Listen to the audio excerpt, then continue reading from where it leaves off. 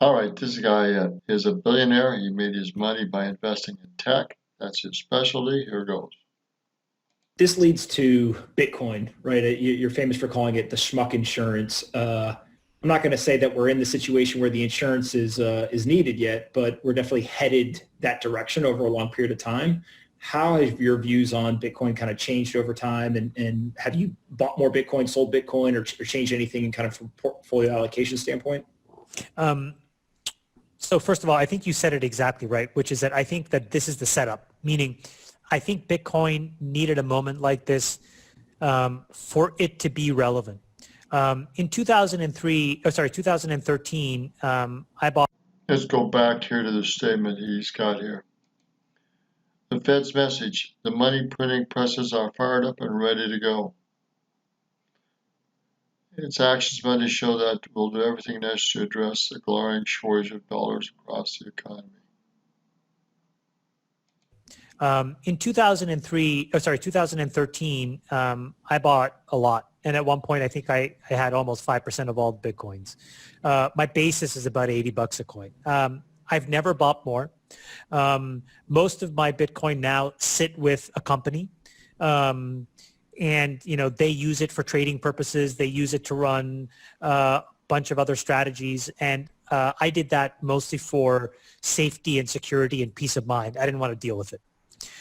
So I have not bought since I initially basically wrote that article for Bloomberg in 2013. My thoughts are the following. Right now, I think what you're seeing is that it's still a speculative instrument, and it's too speculative for it to be reliable. So if you're going to make the case that, it should replace fiat currency, well, one thing you have to look at is the volatility of the US dollar, and you can't replace it with something that's 9 sigma more volatile. It doesn't work. And the reason it doesn't work is that it's too, again, going back to what markets are important. The only market that's even more important than the debt markets are the currency markets. Mm-hmm. And what you see is enormous amounts of liquidity where 5% moves, so 500 basis point moves, are newsworthy. Well, those 500 basis point moves in the absence of some massive exogenous event take years to play out. And in that, there's value because it allows more market participants to be active in that market so that they can use it as a critical pillar of how they run their business. But now all of a sudden, if you have 2,000 basis point moves a half hour, you can't effectively use it. And so what it does is it pushes it into this ghetto of day traders and speculators. And right now, that's where we are. Day traders and speculators, probably so. But it's not going to go away, I'll bet you. We're in that ghetto. Okay, I like it. I'm going to subscribe to it. I like staying informed. But before we finish this clip, let's just clarify it. What Chamath just said is that Bitcoin is still in its ghetto phase. His words, not mine, but he means that Bitcoin right now is still way too speculative to be reliable enough for big money, big finance to get involved. Now, it's the traders that are loving the ghetto. It's traders that use Bitcoin the most today, according to Chamath. The question is, how do we get out of the ghetto for Bitcoin? I mean, aren't these last few months, the devaluing, the debasing, the magic money printing, isn't this the perfect storm for Bitcoin? Where does Chamath see Bitcoin today fitting into this global crisis? And where does Chamath see Bitcoin in 10 years, by 2030? Listen to this. And right now, that's where we are. We're in that ghetto. And you need to get out. And the way that it gets out is that you need to flush the speculators and day traders out. And you need to have still some basis of interest from long-term holders. And then you need to have it slowly look like the traditional infrastructure could really implode. So again, I go back to, we are driving slowly, but we are driving towards a top of a cliff. And then we're going to drive much, much faster down that cliff or down that hill. And at the end of it is a huge brick wall.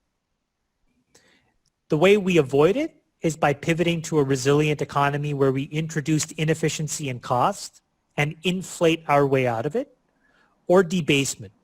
Okay, just to be clear on that analogy that he just made, there's only two ways out of this massive money printing cliff that we're about to fall off of.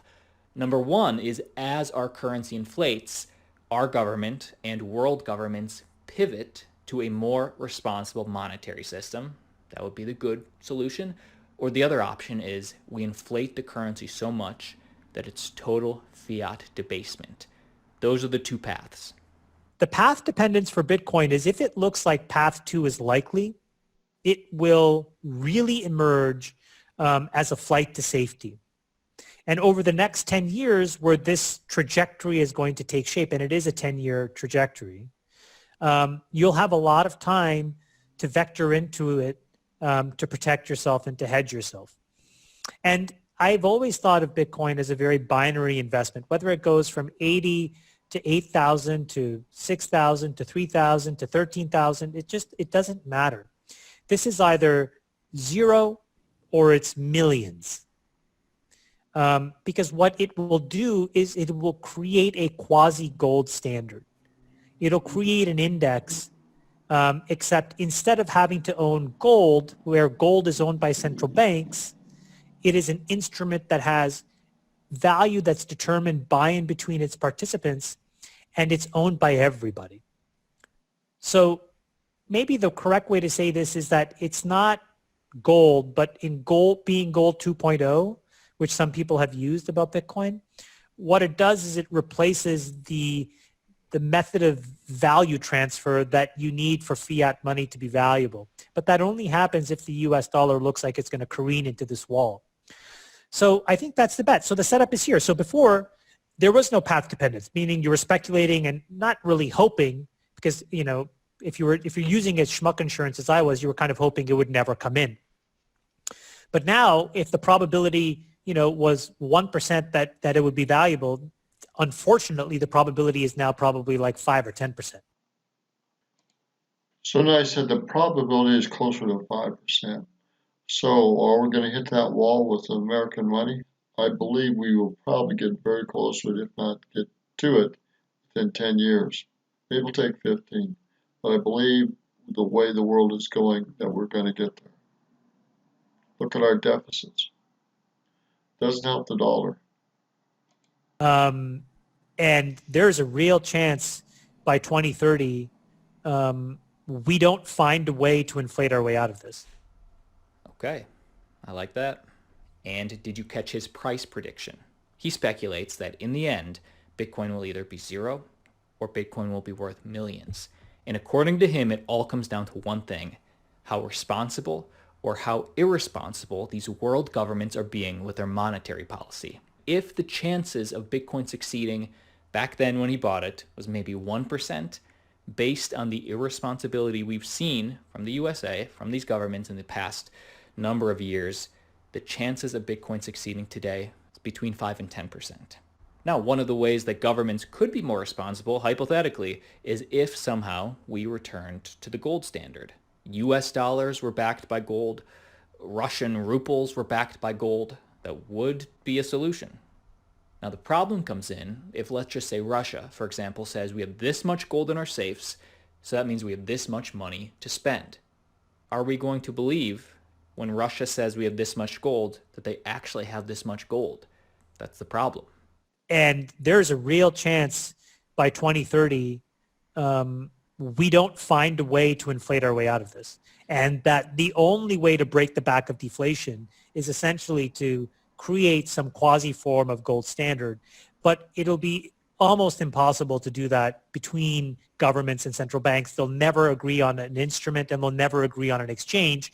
But then bottoms up, people could decide to do it. Yeah. And the minute that happens, individuals and people, then it's a done deal. Comment down below what you think.